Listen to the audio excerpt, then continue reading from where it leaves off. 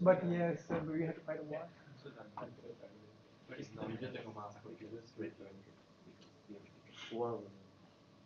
Theoretically.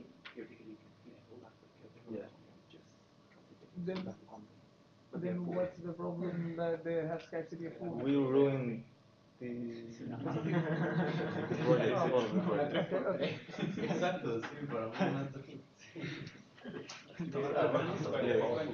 They ruined everything. I forgot about the next one. That would be bad. The yellow cup. Yeah, the funny thing, it happened in Bangladesh once. A teacher had a test on, I mean, we had to give a test with him. And the night before the exam, I mean, one of the CRs of the class, I mean, the captain, I mean, who was the representative, called him and said that we have an exam tomorrow. What? Really? I don't even remember. So the exam was postponed and we were happy like hell. Wow, what is this? We love him. Hay una regla en la universidad, creo que son como 15 minutos, no, son 15 minutos por cada hora de clase, creo. Así que ahorita, sí, ahorita deberíamos esperar como 20 minutos y si no... We just waited for like 30 minutes and we called him. He said that he thought the exam was 1 hour. He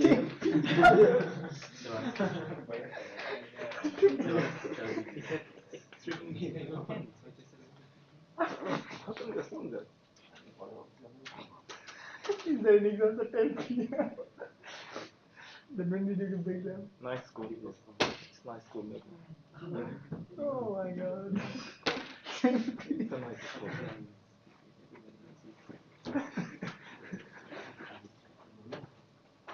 Okay.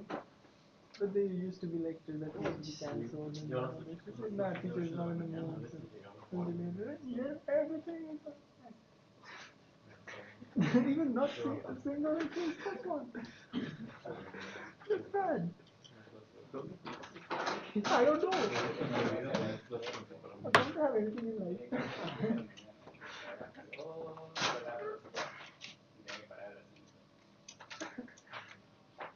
Yo una vez tuve coche.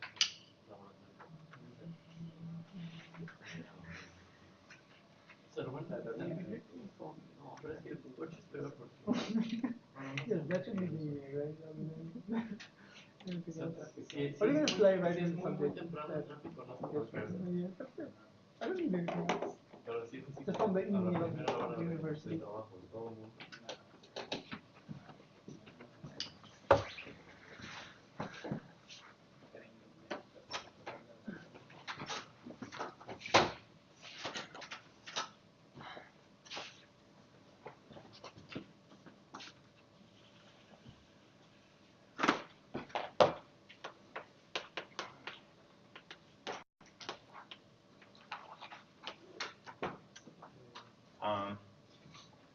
Okay, so we introduced the theory of scalar gravity, and today we want to talk about waves in this theory, the emission of dilaton waves.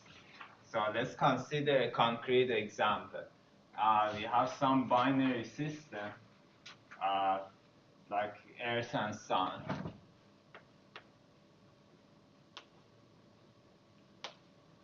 M1 and M2. These are bound together gravitationally at some distance r. And they have some frequency omega. We know how to relate omega to r. So how do we do that? Let's assume that the masses are the same, just for simplicity. Then we have the gravitational force between the two, and that should be equal to the m times acceleration. There will be m times omega squared times so the r over 2. So I get Should be an r squared, right? Yes, thank you. So I get omega squared equal to 2g m divided by RQ. Okay, so I have this system with some frequency. I assume that the system is non-relativistic, meaning that the velocities of these masses, v, which is omega times r over 2, that is much less than c, which I said 2. So this is a non-relativistic system. And one feature, so the dynamics of the system is very well described by Newtonian gravity. But now there will be an additional feature, which is the emission of the dilaton waves. So let's understand how it happens. So imagine if I'm close enough to the system. So let's say I'm observing the system at some distance r. This is r. So let's say I'm sitting here and I'm looking at the potential phi of r at some point, far away from the system. Then in Newtonian gravity, we have instantaneous interactions. This potential is determined in terms of the position of the masses instantaneously. So phi of r will be just the sum of the potentials that I get from the two masses. Or in any compact system, there will be a sum over I g mi over r minus ri. And then as long as r is larger than ri, we can expand this denominator and get some expansion, which we call it multiple expansion. So I have sum over multiples, which so just write it g m over m total over r plus, then I have g d dot r over r squared and so on. Or equivalently, I can write it in terms of an expansion in terms of spherical harmonics. A L m over r to the power L plus 1 y L m of theta and phi.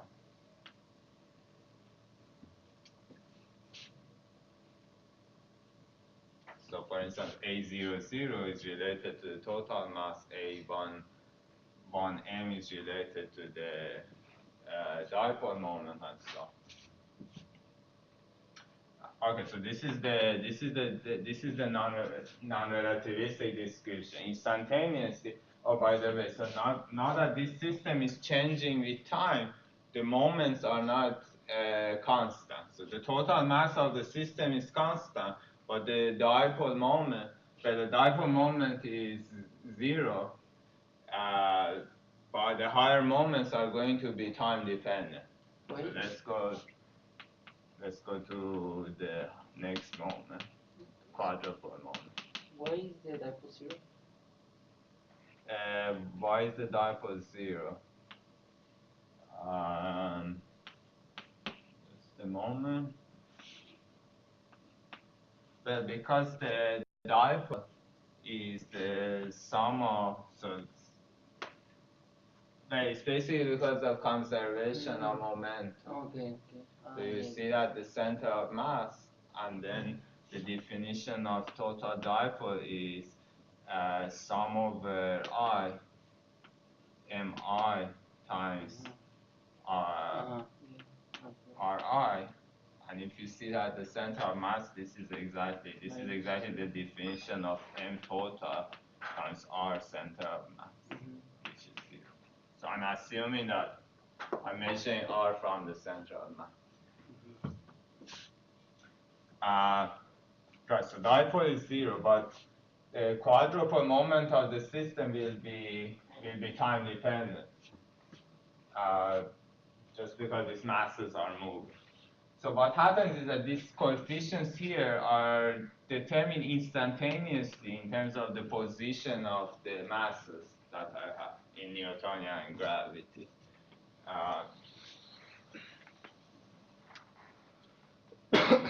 Now, if I imagine that I go far away to a distance where, so suppose this is the point R equals C over omega. So if I go to points where R is larger than C over omega, this description cannot be correct anymore.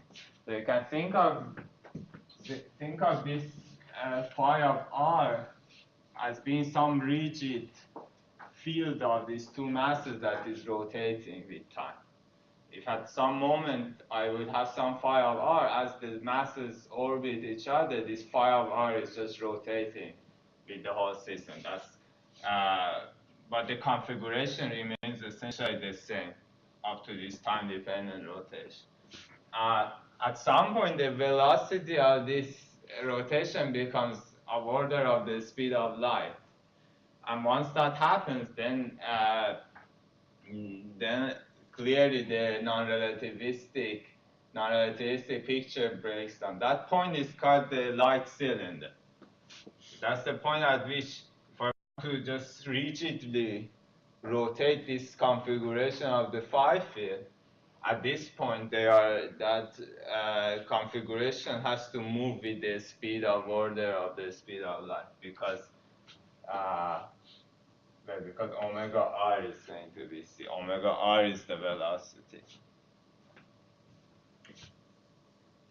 Of course, if the configuration is spherically symmetric, nothing happens if I rotate it. But the moment I go to the quadrupole moment, the configuration is not spherically symmetric. So something is happening as I rotate in the system.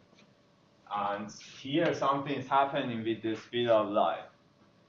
So that's basically the border between the non-relativistic regime and the relativistic regime. Here, it's got so this region is called the near zone, and this region is called the wave zone. At this point, the phi configuration cannot keep up with the motion of the system, and what we have is emission of the dilaton waves, which are described by wave equation. So we just have dilaton field in vacuum, which is changing, and as I change the configuration of phi, they start propagating far away from the system. I'm sorry, I don't understand. Why do we have to? Why do they have to emit waves here, and how do we see it? Why do we have waves here? Yes.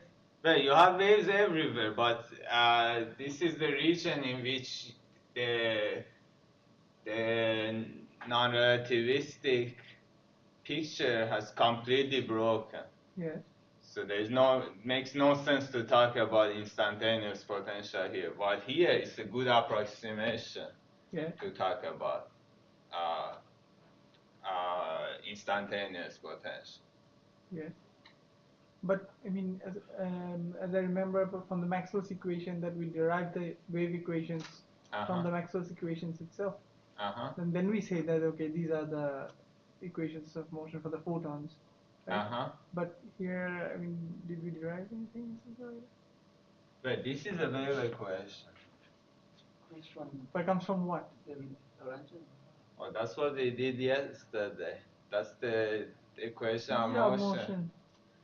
That's the equation of motion for dilaton. Okay. It came from yes. From writing a relativistic version of Newtonian gravity. Okay. I see. Okay, and we are saying that this equation of motion is, we are taking it in the relativistic regime, right? Yes. And okay.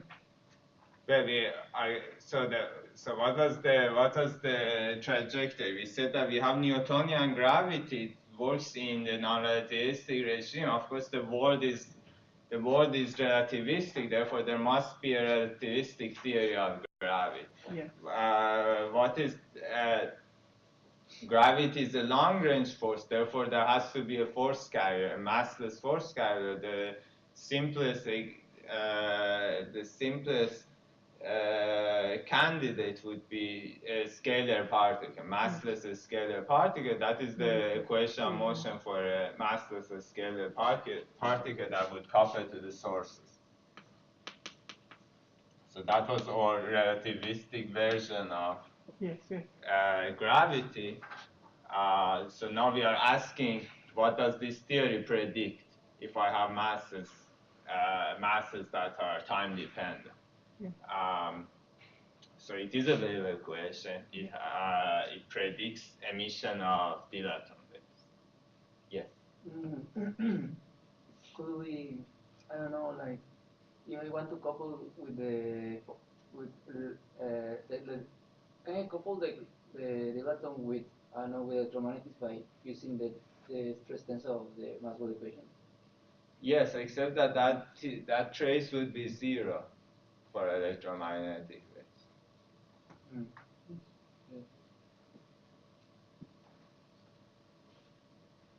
So it doesn't couple. It's essentially related to what we observed yesterday, that if you consider photons, they decouple from the dilaton gravity. You don't have any bending of light. That's one realization of the fact that the trace of the stress energy tensor for Maxwell's theory is zero.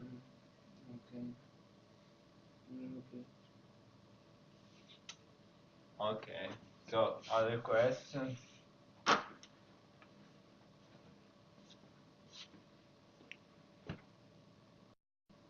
No questions. So yes, so when we go farther than the light cylinder, we get to the wave zone, and we will have waves. There are solutions of this equation. If we go very far, we will have plane waves for distances which are much smaller than 1/r. So we get a phi configuration that can locally look like e to the minus I omega t minus x. And then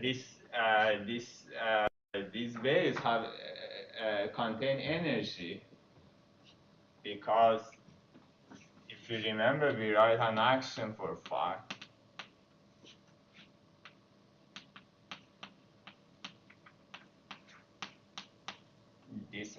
This is a Lagrangian. It implies some Hamiltonian. That Hamiltonian has some means that if I excite phi field, it will have energy.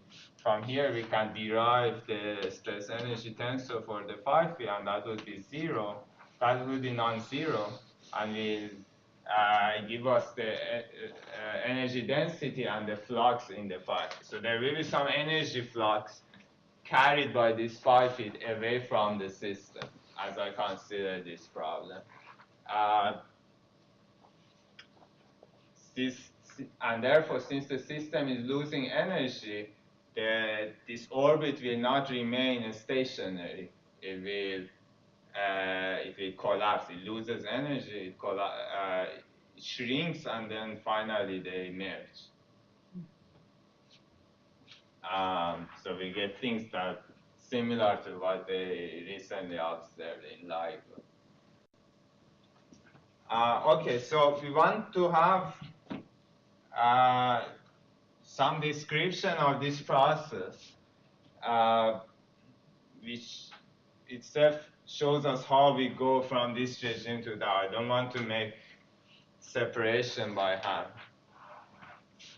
So there has to be a solution of the system, of some, the system in which I have some moving masses. I should be able to find the solution, phi of T and R.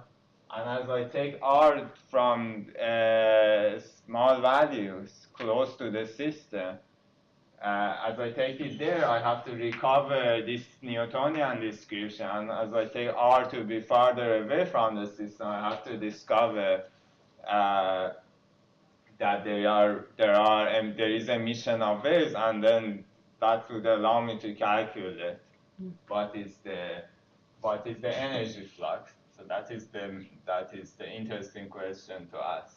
One interesting question: so what is the energy flux, which is related to this T mu nu, and what is the total power, which is dE minus dE by dt of the system. So this is the goal, to calculate the flux of energy from this system and to calculate what is the power, how much power it loses with time, and therefore once I calculate that tells me what is dr dt, with what rate this orbit is shrinking. So for instance, we can, using this theory, one can predict how long does it take until the system collapses.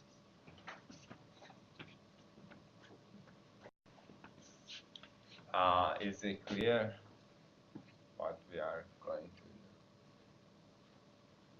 do? Okay. So there is some well-known machinery for solving this problem, and that's the method of Green's functions. So we are considering a situation in which I have so if this is some space-time diagram, I have this system sitting at the center, and then they are starting to do something, and then maybe merge. The method of Green's functions allows us to calculate this phi of T of R at any point, assuming some boundary condition. So if I assume that there is no incoming waves, then I can calculate what would be phi of T of R. That is called a retarded solution for the system. So retarded in the sense that there was nothing to come to start with, no initial ingoing waves to start with. Some system had some time dependent dynamics, and that led to some final emission of phi of T. So we are going to solve this equation.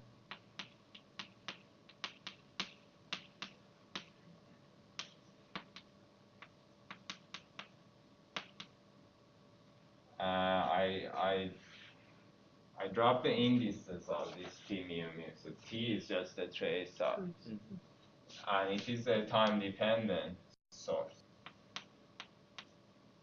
Moreover, I assume that it is local. So what is the idea? The idea of Green's function is to first solve this equation. Solve the same equation, but with the delta function source.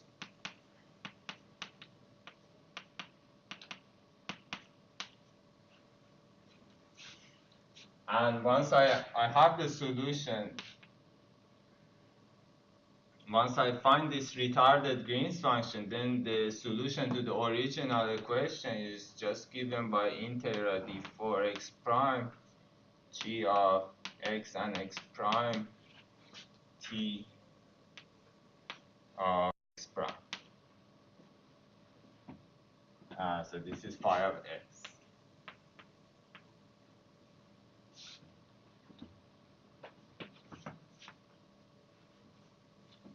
So what is the property of this retarded Green's function? The retarded Green's function, so it assumes that there is a source put at point x prime.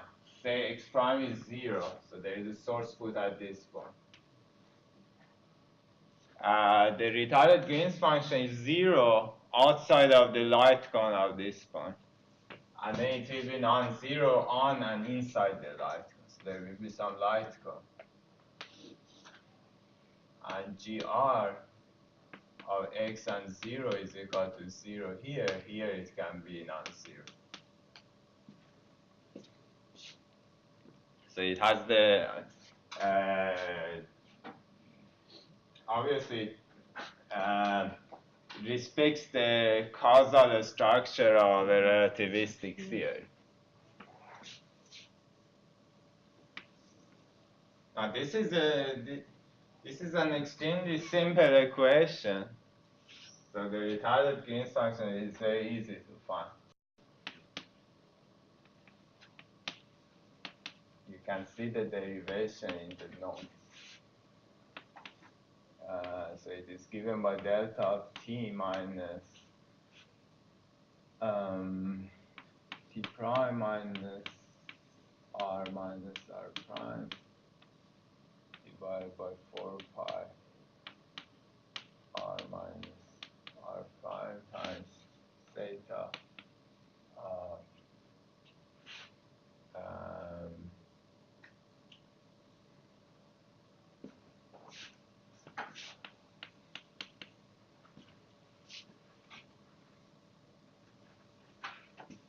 and therefore if I calculate phi for an arbitrary source, so now I'm using the notation, I write x mu as t and r. And then if I find phi of t and r if I use this Green's function for phi of t and r, I get the following solution. There is one delta function that using which I can do one of these integral, the time integral. And then I get a 3D integral over t minus t prime and r prime.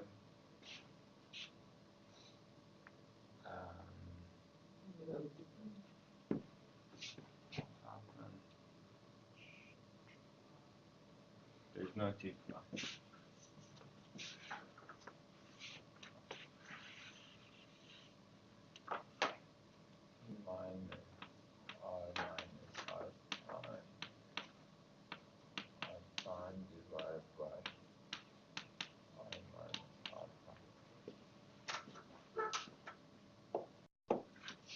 Okay, so what is the nice feature of this equation? What it tells us is that if I'm interested in the value of phi field at some point, say here, I want to know phi of t and r. What I need to do is to go back to consider the past light cone of this point, and then I get contributions only from the points that are inside the past light cone of this point. In this particular case, it is exactly on the past light cone. How do you see that? How do I see that? Well,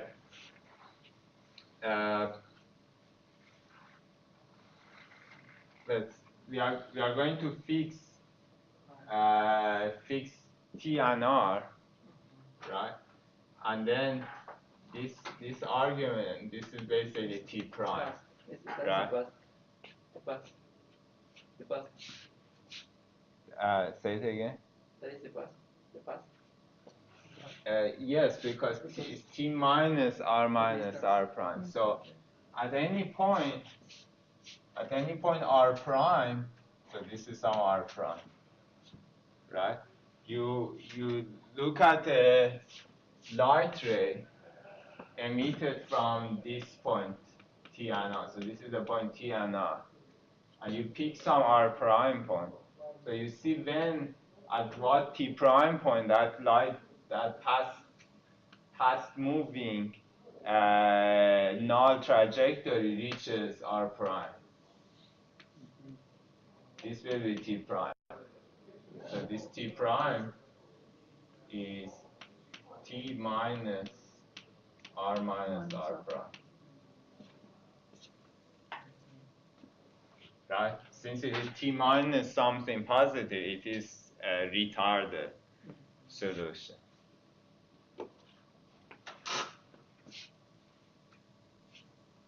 So phi of T and R, well, this is a special, again, this equation is so simple that this Green's function is non-zero only on the light cone. It's zero even inside. So it's a particular case. I think if it was massive, it wouldn't be the case. But anyway, satisfies the expectation from relativity that you only care about what happened in your past life. Okay, so this is the retarded solution that we get. Now we want to consider this problem and see how we recover these two different regimes. So let us first assume that we have time scale omega, as I mentioned there, and we want to look at points with omega r much less than 1.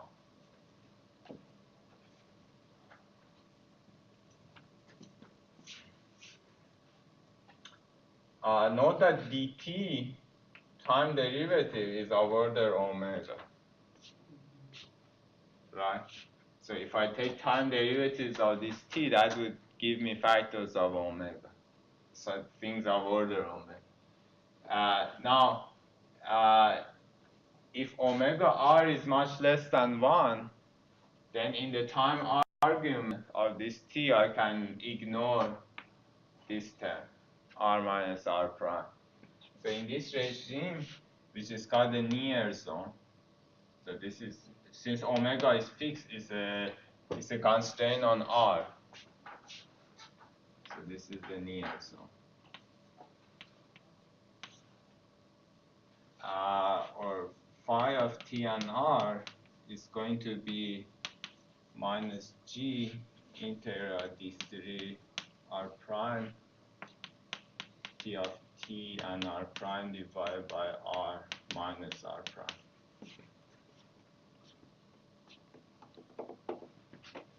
So if I recover this minus sign here that I forgot, then this is exactly the same expression that we had before here in the Newtonian case. It's just the continuous version of that. If you remember that for this non-relativistic system, T, the trace of a stress energy tensor, is basically the rest mass.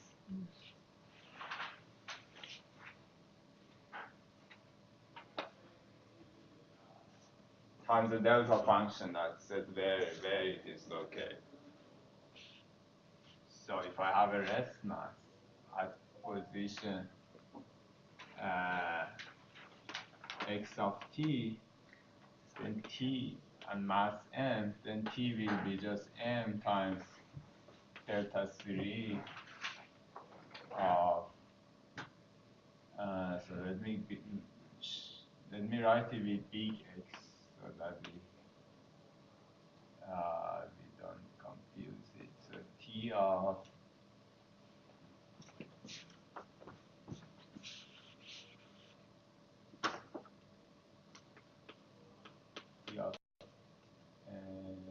t and r will be equal to m times delta 3 of r minus x of t.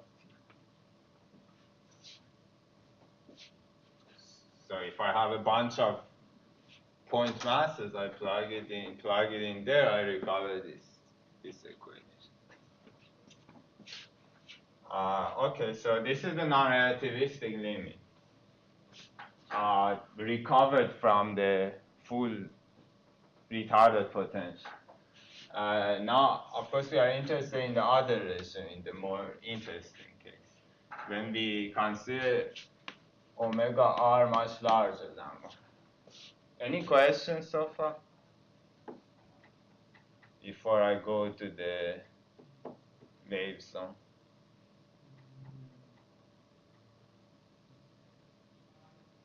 Can you please explain that the T is equal to M? I mean, that's for a single particle, right? Yes. Yeah. But we were doing a binary system here. Right. Then T will be the sum of the contributions from all masses. So if I have a binary, there will be M1. Yes, so for this system, there will be, in general, so if I have a system of masses, there will be I, Mi, Xi. Okay.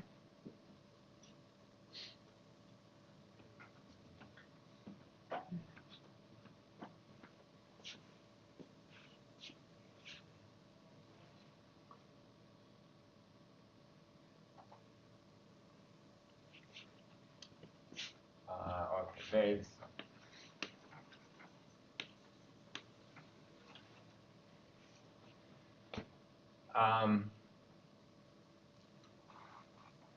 Okay, now if omega r is much larger than 1, then of course I can no longer ignore r in this then. However, there is this factor r minus r prime here. R minus r prime is equal to r plus, minus r hat times r prime plus terms of order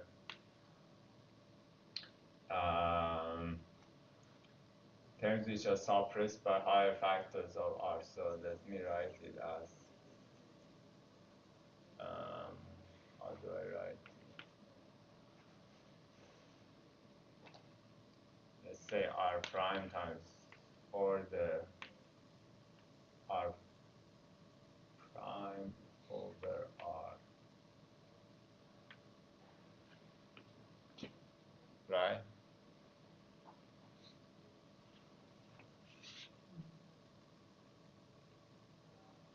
Or let's just put it in.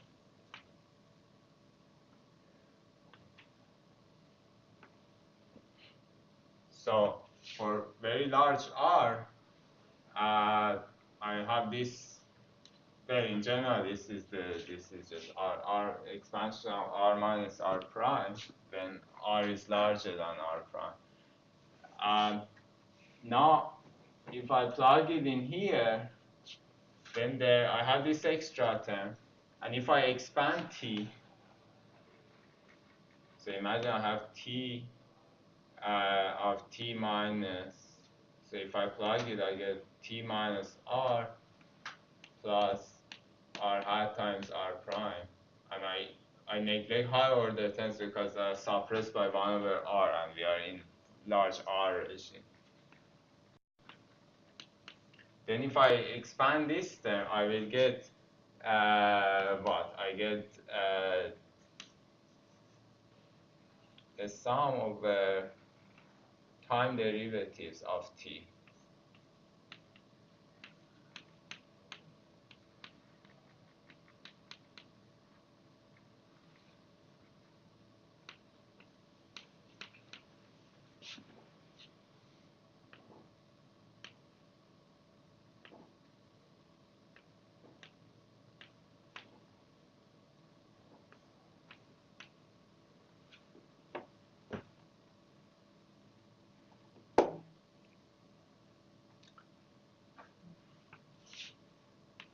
Where n goes from 0 to infinity.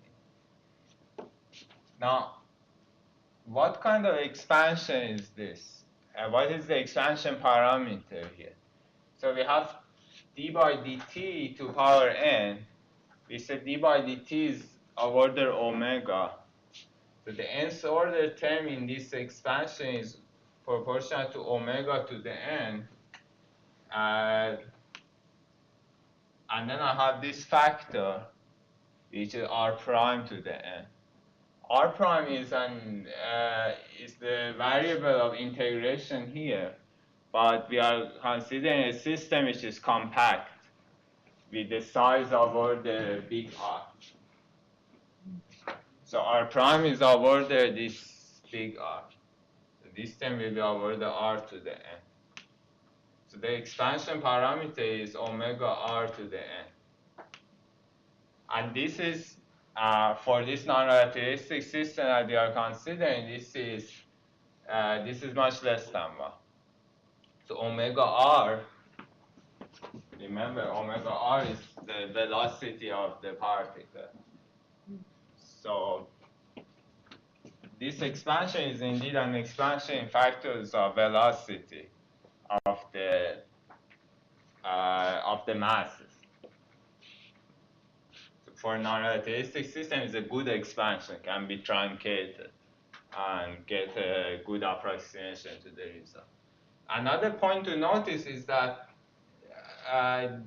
these terms in this expansion is more relevant, or these corrections are more relevant compared to the corrections that come from the denominator, because from the expansion of denominator, I get factors of or corrections of order r prime over r. So we are comparing corrections of order r prime over r, which is, by the way, r over r, big R over little r. We are comparing these with corrections of order omega r, but since we are in the wave zone, omega r is much larger than 1. These terms, subleading terms in this expansion can be more important than subleading term in this expansion. Unless we go too far, then they can, at some point, they can coincide. But for any fixed n, I can take r to be large enough so that these terms become more important. So what does it mean? It means that I can drop this r prime here in the denominator, the same way that I drop these terms, this correction.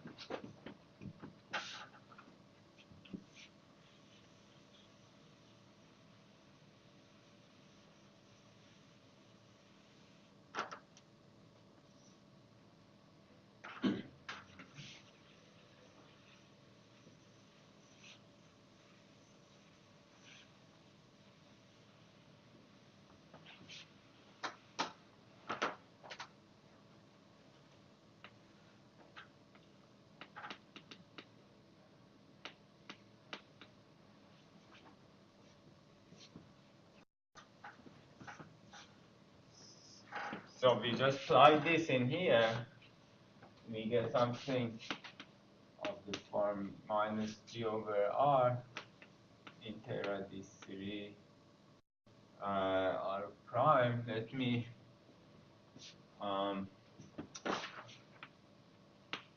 prime, then there is sum over n dt n over n factorial.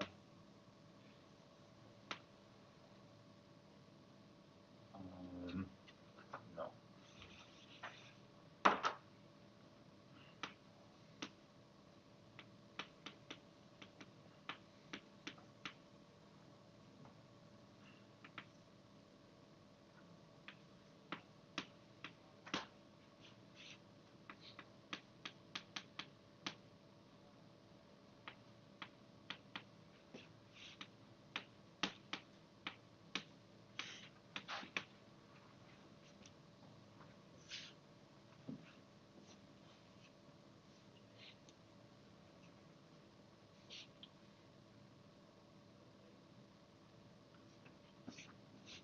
But this is not an exact result of this.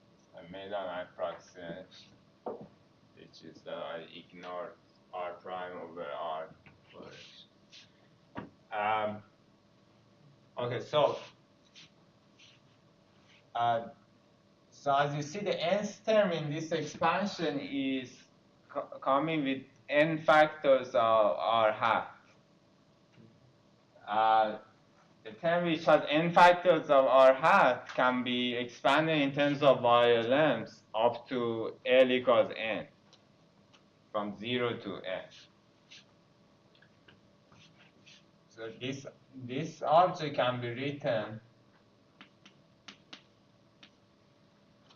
in terms of spherical harmonics, or maybe a more familiar form of writing it is in terms of, again, multiples. So I can write it as the sum of m times t minus r plus, then there will be a term that has one factor of r hat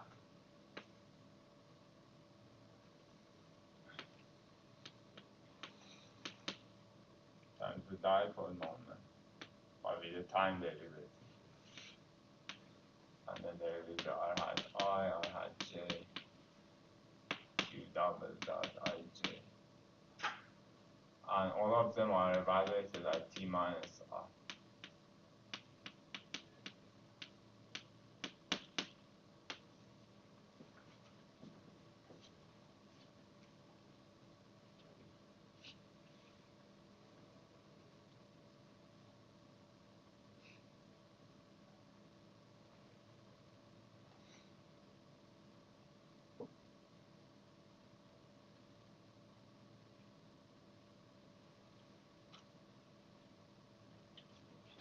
Well, what I have done is so this is, as I said, these terms can be reorganized and expanded in terms of spherical harmonics.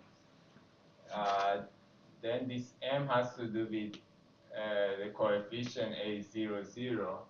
Not to be confused with those, maybe I'll put a tilde. A tilde 00.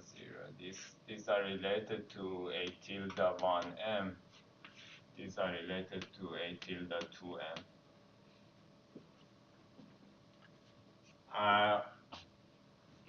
So for instance, to leading order, this m of t is just the integral d3 r prime times t of t and r prime.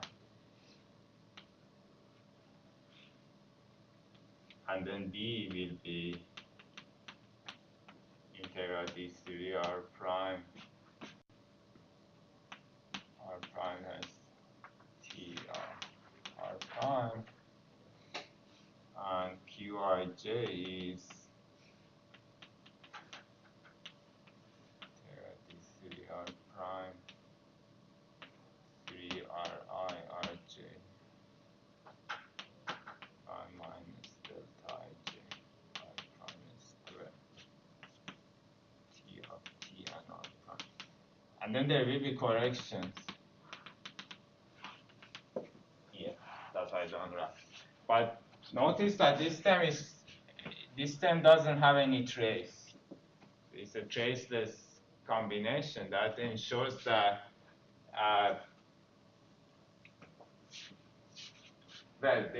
this ensures that these different components are orthogonal to each other.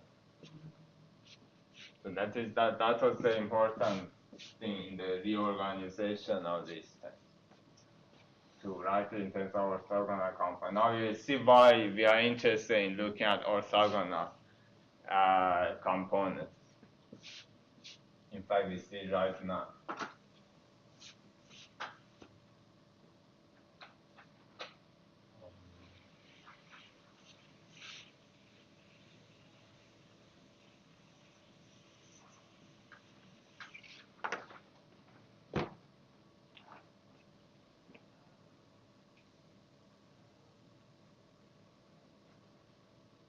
So notice that we have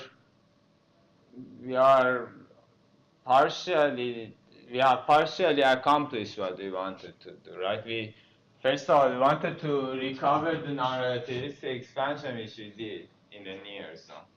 We wanted to get the solution, the faraway solution, that should look like a wave. Okay, so this is the faraway solution. We said that if we go far away when omega r is much larger than 1, the solution will look like this. Now, we should verify that first. It looks for some system, periodic system, this solution is indeed going to look like plane waves first. And second, ask what is the energy that is contained in these plane waves. Once we calculate the energy flux that is carried by these waves, then if we integrate over that energy flux over all directions, we can find the total energy loss of the system. So what we need to do is to consider this T to have some periodic component. So imagine this T of T and R it has some Fourier expansion.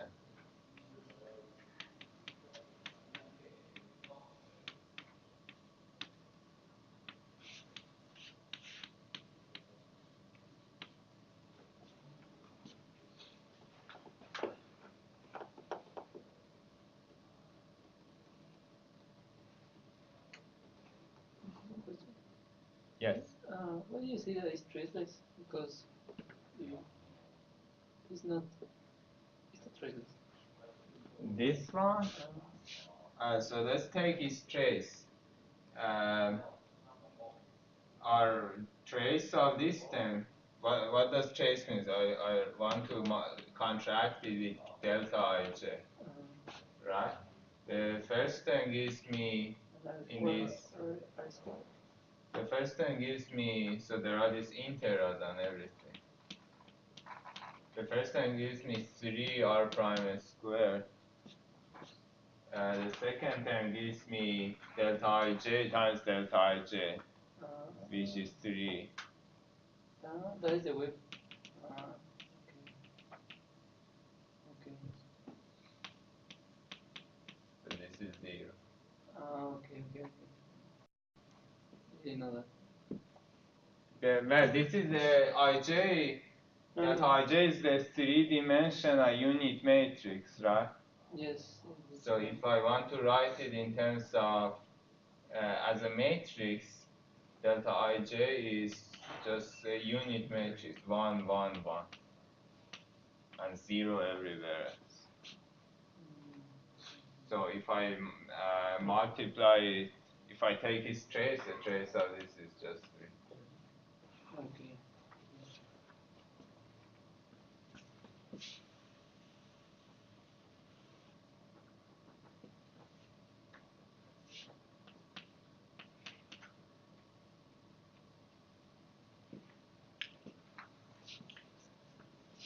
Other questions?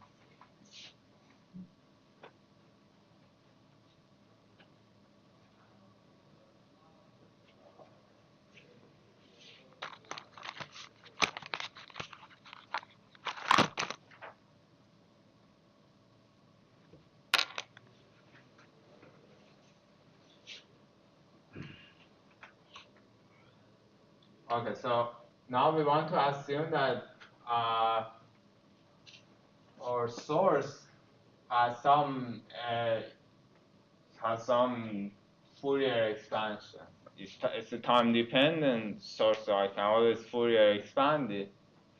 In that special case, it is a monochromatic source, so it has a single frequency.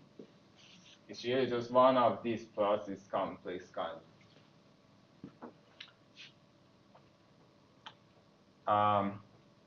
Okay, so if I consider something like that, then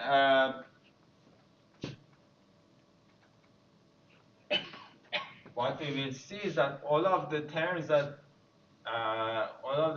appear here are going to be well, if that component contributes to these moments, then they are going to be something proportional to e to the minus. So from here, I get some phi, which phi of t and r. So let's consider only one of them. Let's call it phi omega. So let's just consider contribution of one of those Fourier components. Then phi of omega, if that Fourier component contributes to any of these moments, then I get a phi of t and omega that has the following structure. It goes as 1 over r with some coefficient times e to the minus I omega t minus r. T minus r because we have this retarded solution.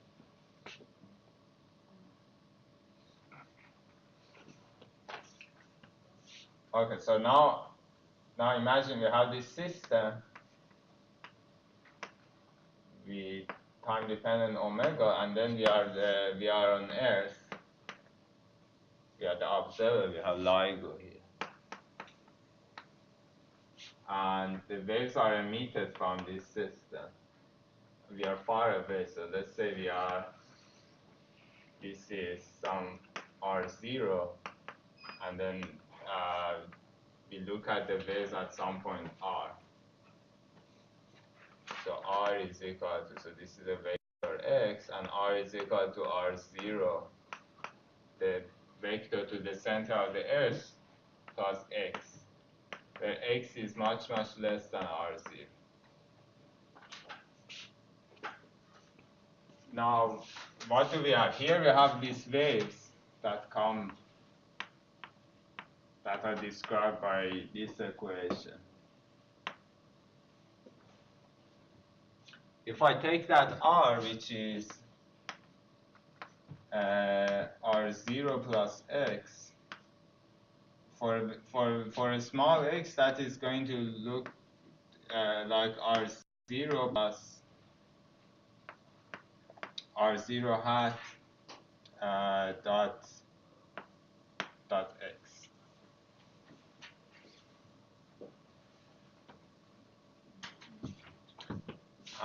So what would be the solution? The solution phi of t and x, because r0 is just a constant. So around this, in this region near the Earth, this phi of t and x would be, and again this 1 over r will be approximately 1 over r0. So this phi of t and x will, near Earth, will be some constant, a different constant, times e to the I minus I omega times t minus r0 hat dot x.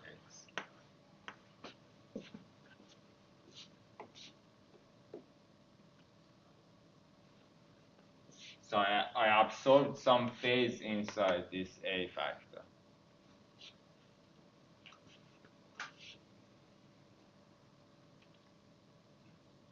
So everything in A is constant. It depends on R0, but we are fixing R0 and changing X by amounts which are much less than R0. So this is exactly the form of a plane wave. This is a plane wave with a k vector, which is omega times R0 hat. Not surprisingly, it's a wave that is moving in the direction of R0 near the Earth.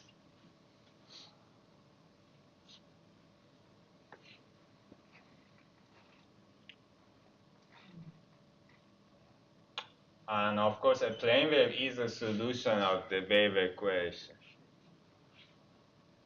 It's the simplest solution of our wave equation. Now so we also saw that the solution is going to look like plane waves as we go far away. and we look in some small region. Now the other question to ask was how much energy does it carry? If I calculate the energy flux in this plane wave, then as I sum it all over, if I said put observers here and sum them up, sum of all these energy fluxes, that would be the total amount of energy or luminosity of the system, total amount of energy that is emitted per unit time. Okay, so the next task would be to evaluate the flux from a plane wave, and that's very easy. So we said that this phi theory has an action. It's essentially a free action. Now we are talking about free moving waves, or waves in vacuum. We can calculate T mu nu, the stress energy tensor of the system. And that is going to be minus kappa d mu phi d nu phi. Let me factor out minus kappa. Minus 1/2 eta mu nu times d phi squared.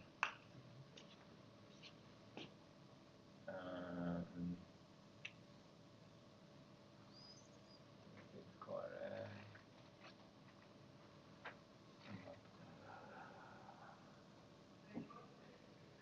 I think it's correct.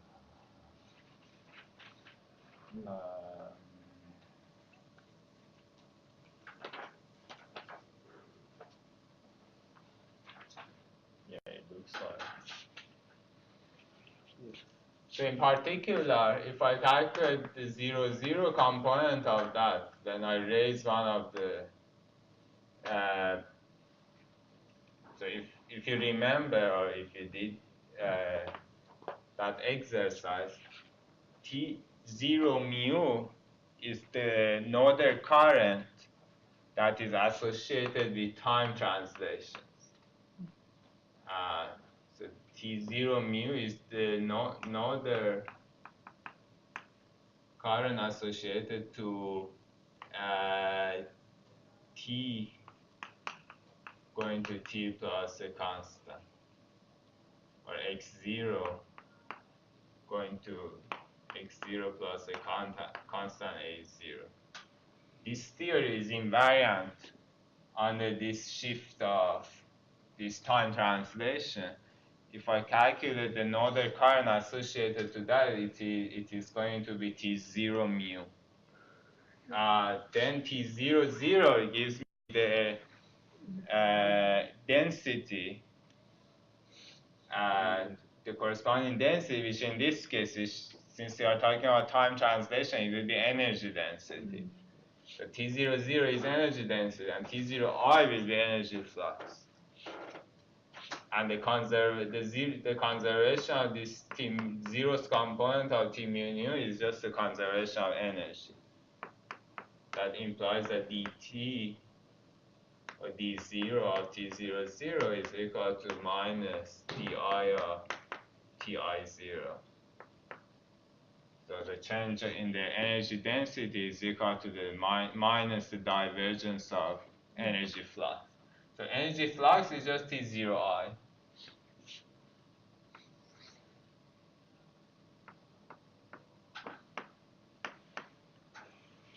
And for this theory, T0I is just minus kappa di phi d0 phi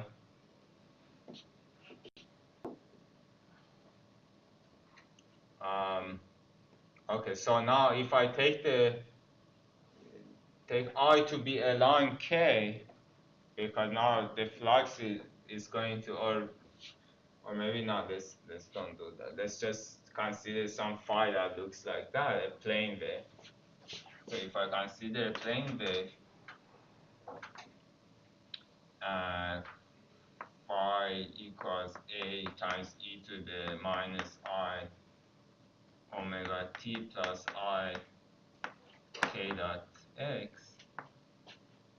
then for this plane the T0I is going to be minus kappa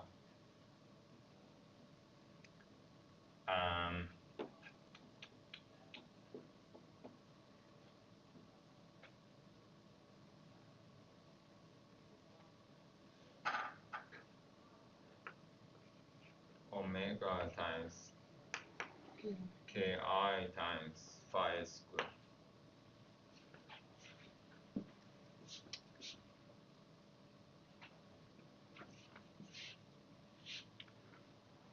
And the flux, which is just the norm of this T0I, is going to be just kappa times phi dot squared.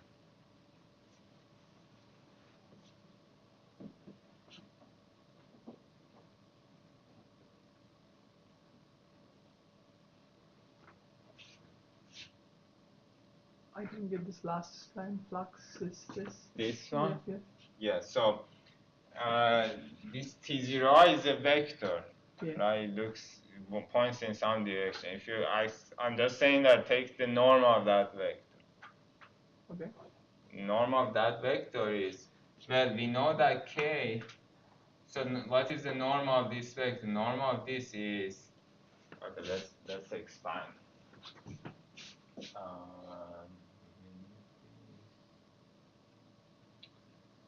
Not really.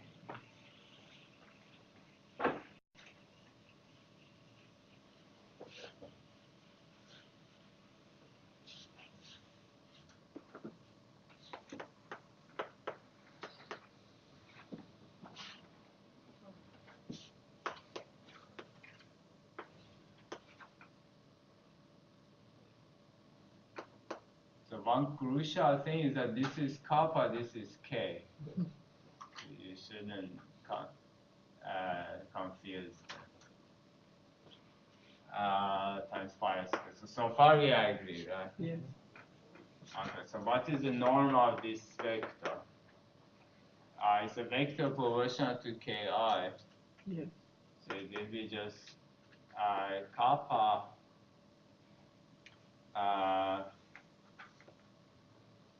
well, let's just take the square of that, 0I squared, that is going to be kappa squared omega squared k squared phi to the fourth, but k squared is equal to omega squared. Therefore, T0I squared is just kappa squared omega to the fourth phi to the fourth.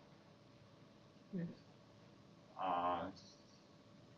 So I just define F, the energy flux, to be normal T0I, which is the square root of that.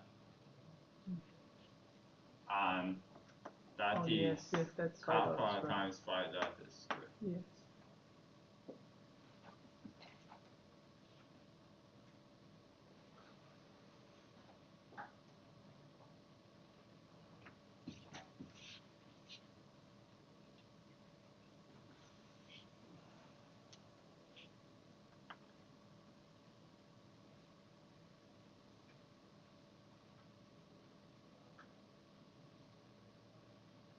Okay, so we also know the flux. We know the form of the solution at large distances. All that we need to do is to plug in this form of phi into that equation for the flux, and then integrate it over over a larger sphere that contains our system.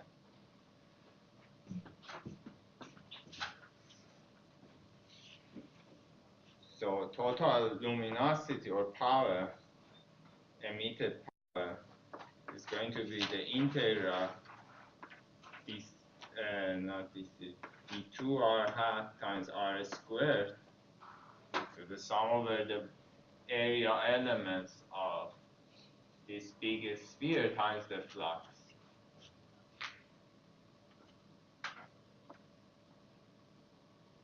So in this case, this T0R is really, this flux is really just T0R because the flux is radially directed.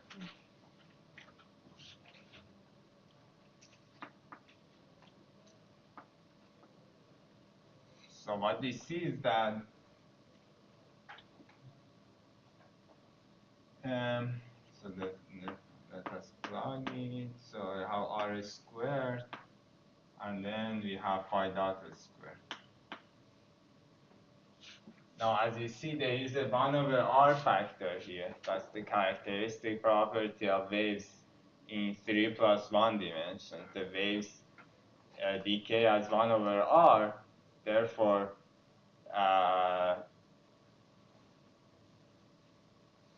the amount of energy that crosses any sphere as you go to bigger and bigger spheres, that remains constant. That's the basic defining property of waves emitted by low-cost systems. The term that goes as 1 over R. In larger dimensions, that would be 1 over the square root of the area of a sphere in that dimension. So that 1 over R from here, when I square it, it cancels this 1 over R. So our definition of power, as it should be, is independent of what is the radius of this sphere that I'm considering. So then I can send the sphere to infinity.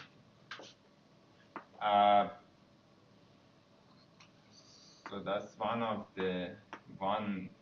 important observation. The other point is the non-integrating over a sphere, this D2 of R hat. And that was the reason why this decomposition in terms of spherical harmonics, which are orthonormal, is useful. Because once I square it and integrate it over the sphere, in different spherical harmonics are orthogonal to each other. So what we get is essentially a sum over ALM dot square.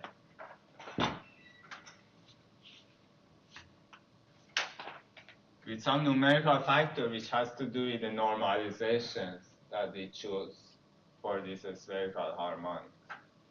So for instance, there will be kappa G squared, and remember kappa is just 1 over 4 pi G. So this whole thing will be just G over 4 pi.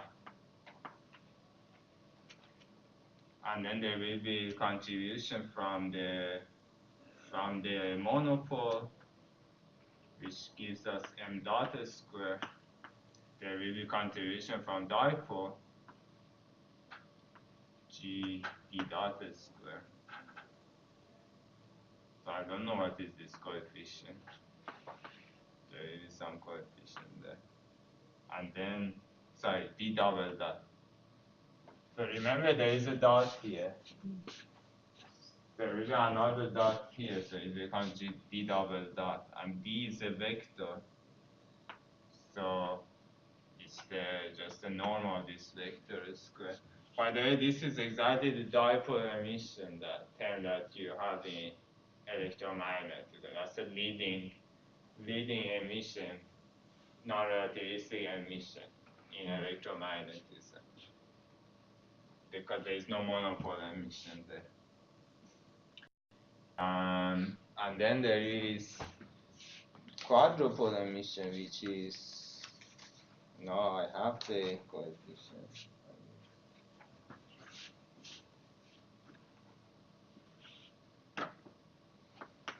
It's G over 270 Qij triple dot square. And then there you have order.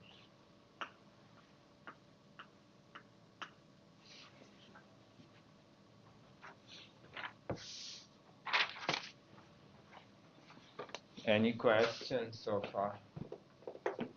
Why is the flux Can you repeat why the flux is the modulus of the TIs, the TI zeros?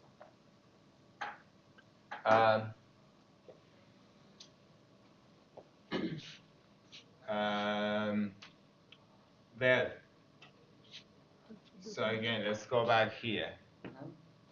So T0 mu is the nodal current associated to time translation. The conservation of T0 mu is equivalent to the time translation, the conserved quantity associated to time translation is energy. Conservation of T0 mu is equivalent to conservation of energy. When you have nodal current, if you look at the zeros component of that, that gives you the density, the charge density, the density of the conserved charge, which in this case is energy density. So T00 is the energy density, and T0I, just from this conservation equation, is energy flux. Right? Like if you have J mu, J0 is the charge density, Ji is the current, is the charge flux of charges. So that's, therefore T0I will be the flux of energy. And the flux depends on the modulus of the vector of the flux. Well, the flux is a vector, right? I'm just saying that we have a vector. Well, maybe I shouldn't have done this. This was unnecessary. Just forget about this. If you have the energy, so you have some area, and I'm saying there is a current J as a function of X. If you want to calculate Q dot, you just integrate. This Q dot is integral over this surface, right? So there will be D2, some volume element. Let's call the volume element on this surface sigma times n hat dot j. Right? Are you familiar with this? So this tells you that at each element of the surface, take the normal current that tells you how much charge is exiting this surface, and sum over the whole surface. Once you sum over the whole surface, it tells you how much charge is exiting this closed surface. Right? So I'm doing exactly the same thing. I'm calculating. I'm considering a sphere that. So now take this surface to be a sphere. So we have our binary, and we consider a sphere. There is some energy flux, or energy, the current of energy. This T0I is the analog of Ji for energy. So I'm just saying that take the normal to the surface and hat, which happens to be r hat here. Take the dot product, the projection of T0I and r hat, and then sum it over the whole surface. Now what happens is that this energy flux happens to be radial to begin with. So this T0R, which is the projection perpendicular to this sphere, is actually the full T0R. There is no parallel component. So instead of T0R, I can just write the full norm of T0. But it doesn't matter. You can just forget.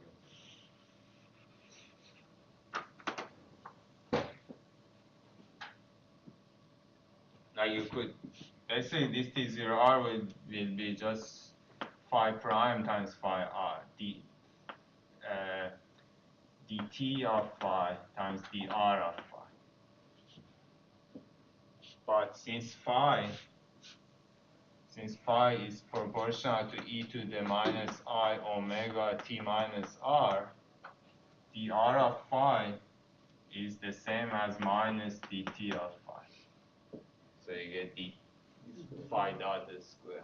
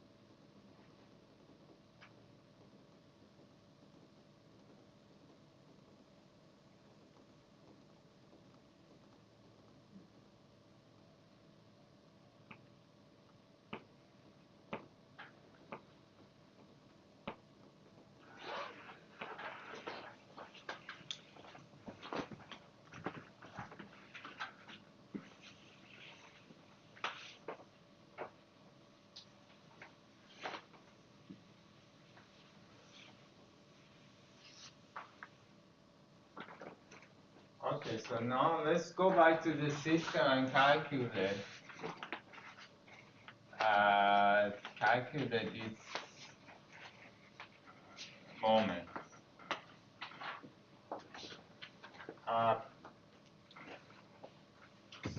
So again, let's remember that this expansion is an expansion in powers of velocities, right? Because as I go further in this expansion, I get more and more time derivatives. Time derivatives are omega. And as I go to further and further, as I get more time derivatives, I get higher and higher moments of the mass distribution. Higher moments means a higher powers of R. So as I go to, how do I show it? If I go to AL, that corresponds, so L equals 0 corresponds to the monopole, L equals 1 is dipole, so that they correspond to factors of R to the L. So this expansion is an expansion in factors of omega R. So this term is suppressed compared to that by omega R squared. This one is omega R. So D is omega R. Q is Q is R squared. So when I square it becomes omega R to the fourth and so on. Meaning that the moment we get something non-zero in this expansion without some huge suppression, that is already the leading contribution to the result. Everything further will be suppressed. In fact, once we want to go beyond that leading order to include relativistic corrections, it's not even consistent to do that because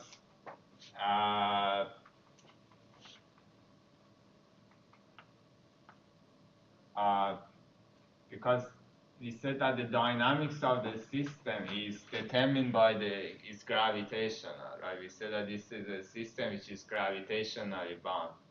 So phi, the Newtonian potential, is related to velocity. Phi itself is proportional to v squared in this system. So one needs to include the contribution of phi itself to stress energy tensor. And we haven't done that because we just consider linearized theory. So anyway, we want to find the leading non-zero term in this expansion. Let's say for this situation when we have a circular orbit with equal masses.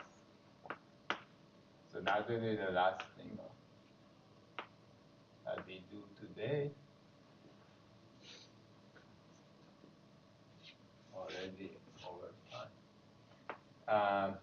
So yeah, let's see what is the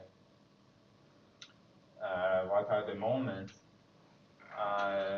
So first, I need the trajectory of particles. So x1 will be, let's say they are in the xy plane. So this is xy plane. Then x1 is, for instance, is r over 2. Let them rotate counterclockwise. Then x1 is cosine 2 omega t and sine omega t. And x2 is just minus x1.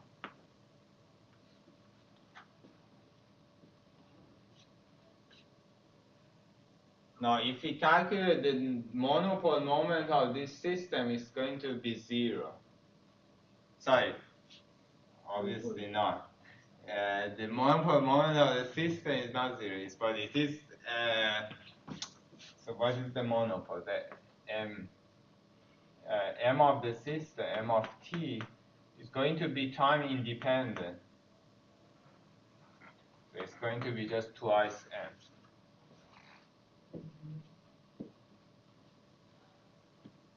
The reason is that since the distance between the two masses is fixed, it's like a rigid body. It's not a rigid system, but it looks like a rigid system. Kinematically, it's identical to a rigid system that is rotating along its center of mass. If I spherically average this rigid system, then there is no time dependence. And monopole is exactly the spherical average of the mass distribution. So m of t will be just a constant. Therefore, if I plug it in here, I get 0. The dipole is 0 because I'm at the center of mass. But the first non-zero moment will be the quadrupole moment,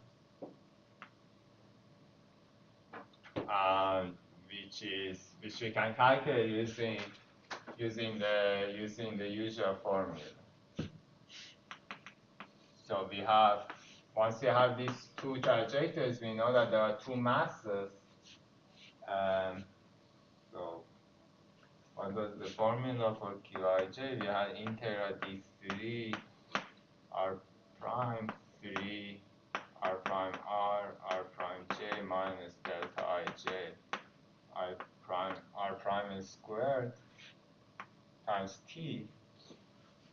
Now our t mu nu consists of two delta functions corresponding to these two masses. So there will be only two terms in this sum. And there is 3 x1 I x1j minus delta ij x1 squared times m.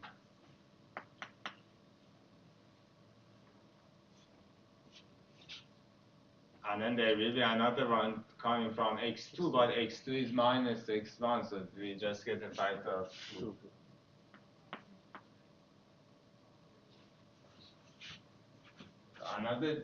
Another observation to make is that this x1 squared is a constant.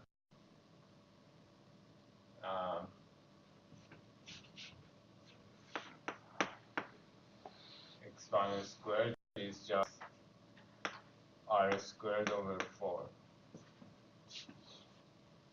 Because this is a circular orbit. So since we are going to take time derivatives, it wouldn't contribute. So we get something like 6m, and then, sorry, this is also 2 omega t. 6m, and then there will be this matrix x1 of t, x1 of ti, x1 of tj plus a constant.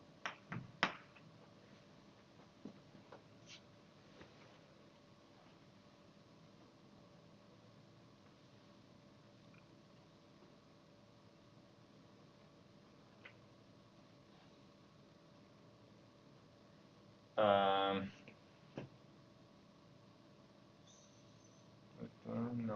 so this is not correct. So these are going to be omega, of course.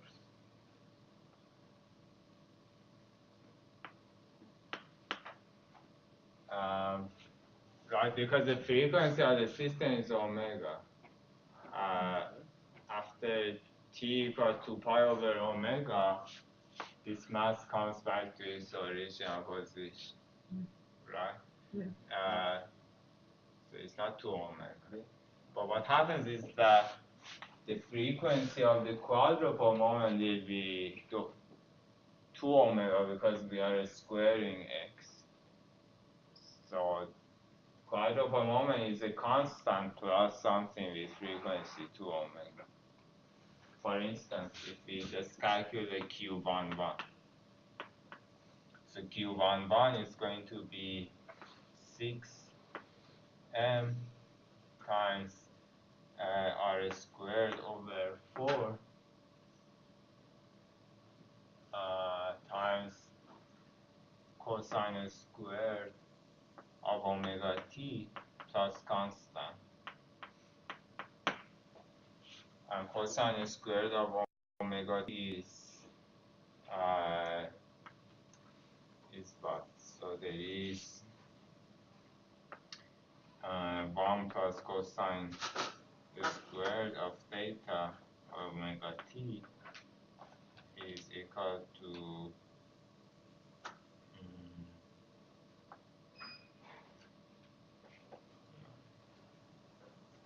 twice cosine squared of omega t minus 1 is cosine to omega t. So cosine squared is 1 plus cosine to omega t divided by 2. So again, up to a constant, we get 3 over 2, and then there is 1 over 2, 3 over 4, and r squared cosine of 2 omega t plus a constant. Why are you computing? Q double that? No, it's not double that, it's one component. Okay. So here I'm plugging in I and j equal to 1, which is, or x component, if you like. So I'm just plugging in the x component of x1 here. Alright, so I get expressions which for this quadrupole moment which are constant plus 10 which have frequency 2 omega. And then you can plug it back in there and get the total power. Once you get the total power, then that will be the rate by which the system is losing energy, right? So dE dt of the orbit is going to be minus the emitted power. And the energy of the orbit is just the sum of the kinetic plus potential energy. So there is mv squared, twice 1/2 mv squared, which is mv squared, which is m omega squared r squared, and then there will be the contribution from the potential energy gm squared over r.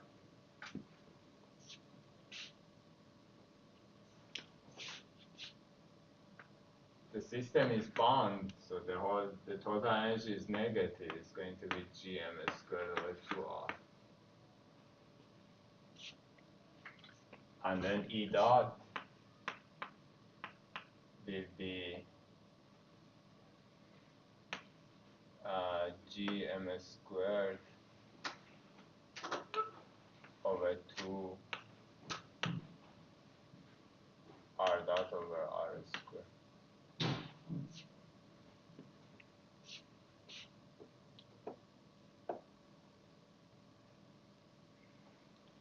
so if dot is negative, we are losing energy, and that implies that R dot is negative. The system shrinks. As the system shrinks, then it moves faster. So at some point it becomes non-relativistic. But then the merger happens very fast. Once it is non-relativistic, then the emission rate becomes much larger. So essentially, to estimate the time for the total collapse, total collapse of a non-relativistic system, one can just use the non-relativistic, the quadrupole approximation, because that's the slow part of the process. So it takes longest to get out of this non-relativistic regime. And once it becomes relativistic, then they merge very fast. Okay, so then I guess I don't do the rest of the algebra. Yeah. And okay, once we calculate all the Q's for the binary system and we want to plug it back to the power, Yeah. what is because you have Q triple dot IJ, but what does that mean in terms of the fixing harm of the this just means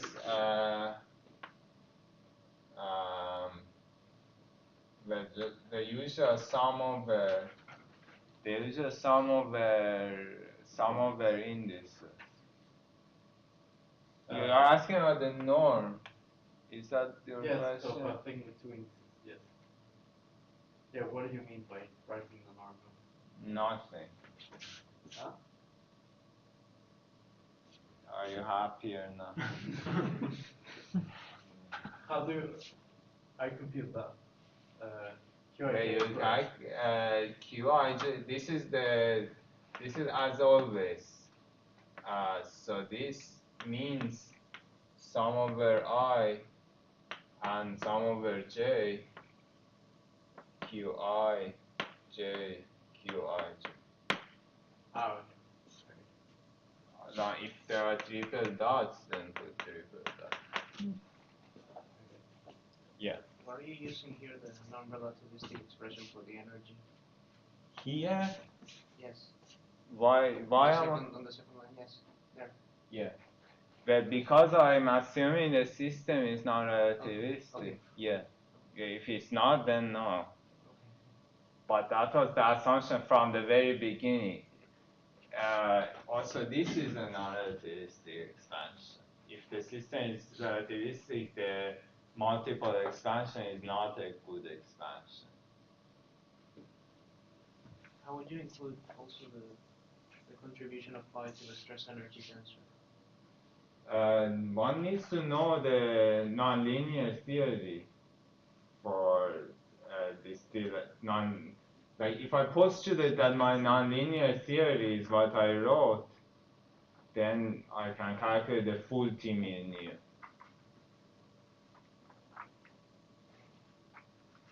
Is that what you're asking? Would you, after you calculate the full T mu nu, would you have to plug it back into the Lagrangian? Wouldn't that give you a new T mu nu?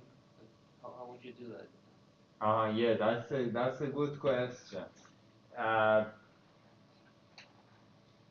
In the case of dilaton gravity, what I can do is that I can just fix once and for all what is this T mu nu, and like say I have my theory without gravity is defined in such way.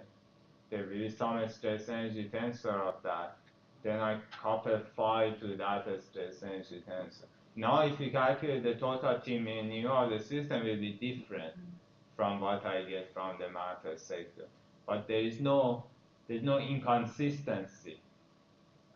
So yeah, then the source term of, so let me write.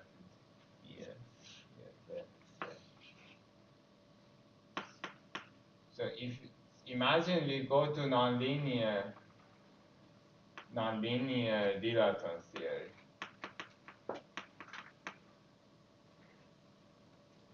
This is something that we are going to discuss, but let me just mention briefly. So the equation of motion can still be something like box phi equals T mu nu 0, which means that I calculate T mu nu from the sector of the theory which is phi independent. Sorry, not T mu nu, but 4 pi g mu mu. Where by 0 I mean this is the, if I write the action, the total action has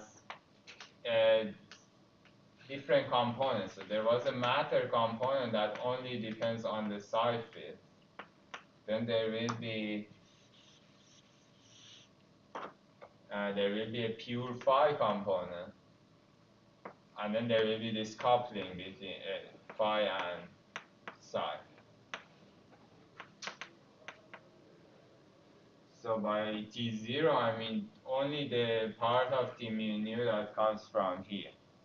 This is not a concept. If the moment I consider full action, then it won't be a conserved stress energy tensor, but it is a well-defined operator.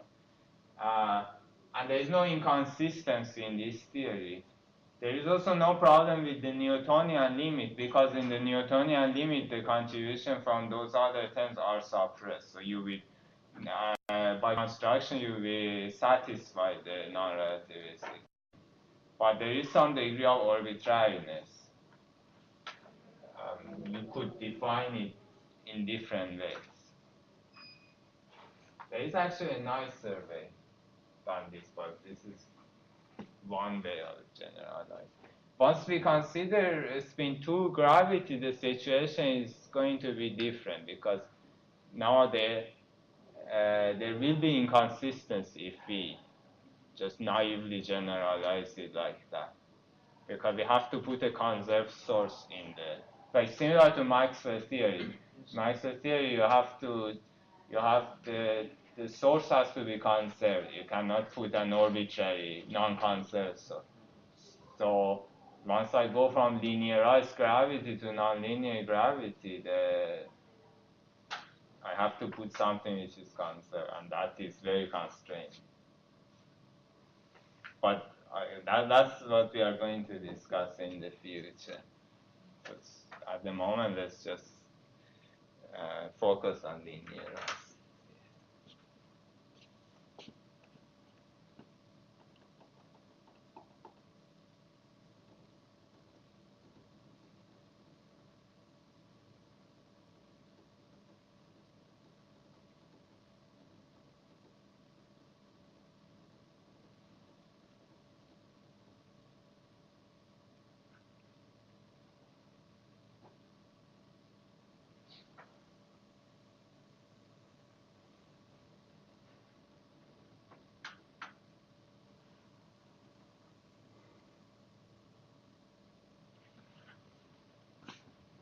Let me just mention that. If you expand these moments in terms of, if you Fourier transform them, then they are going to be complex numbers. And then the contributions that you get is that every omega comes from it, or it will be combined with this complex conjugate. That's why I put this absolute values here. But there, here is, I'm just getting real values for omegas, because I'm calculating the full phi field rather than its Fourier component. But in that case, it would be a similar thing. If I'm writing, for instance, A of omega Lm, I don't know, squared, or Ij squared, that is sum over I and j, Aij of omega Aij of omega stuff. If there is something real, then this star doesn't do anything. Okay.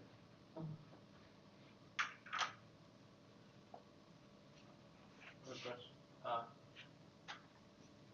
If we were to put a gravitational wave detector like LIGO with two arms, would it, when the wave comes, would it stretch and shrink both of them at the same time? These dilaton waves? Yes. Yes, they do something like this. For both arms, because Yeah. LIGO, Yeah, so LIGO, one expands and the other shrinks, right? But yeah, because gravitational waves are a spin too, so they do something like that. While dilaton waves, they just dilate and compress, so they do something like this. So you wouldn't need two arms. If the gravity was a scalar, one arm would be good enough.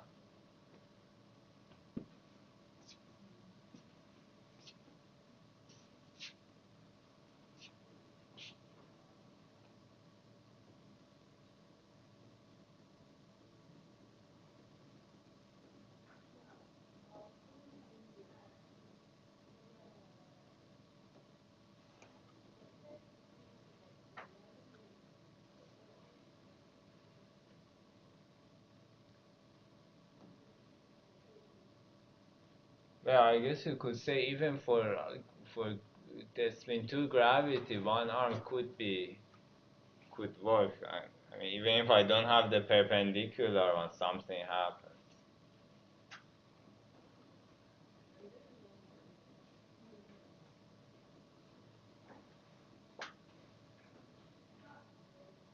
But it's very useful in the spin 2 case. Having two arms is very useful because it kills lots of other systematics. Like the fact that these two arms get stretched and squeezed in a correlated way, that is something that other noise sources do not normally do. The other noise sources do random things. So this is very characteristic of spin 2 gravitational wave. But this is not that much, I guess, characteristic.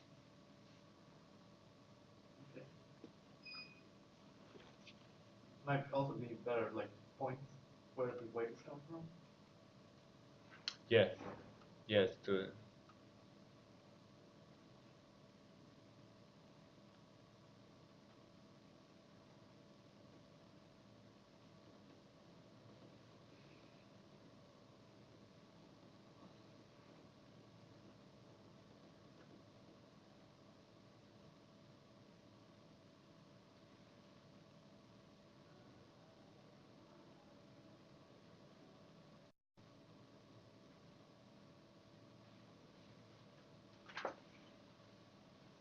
well, because the waves are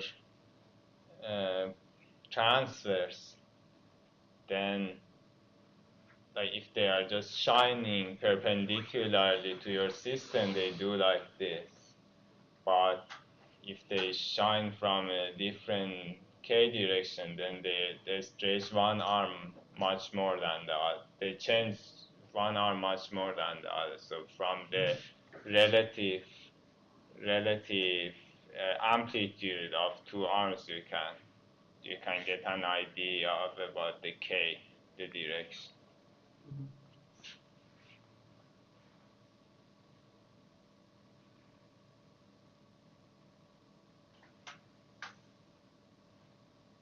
So by the way, if you do this calculation, you get some number for some given system. Right? So you get some rate for a decrease of R or increase of frequency.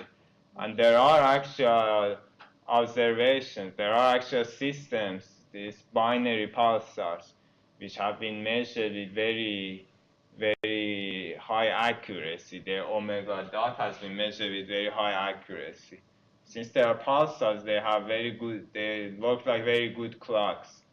And we can measure omega as a function of t, and therefore omega dot with very good accuracy. And we can compare it with this result. They do not match, but they match very well with the answer from a spin 2 gravity. So that's another way of ruling out the scalar gravity. So the answer coming from a scalar gravity and a spin 2 gravity are almost the same, up to a factor of 4, I think, or something like that. And we have much higher precision, so we can distinguish the two.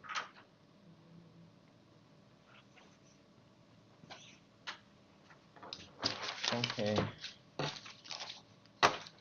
So see you on Friday.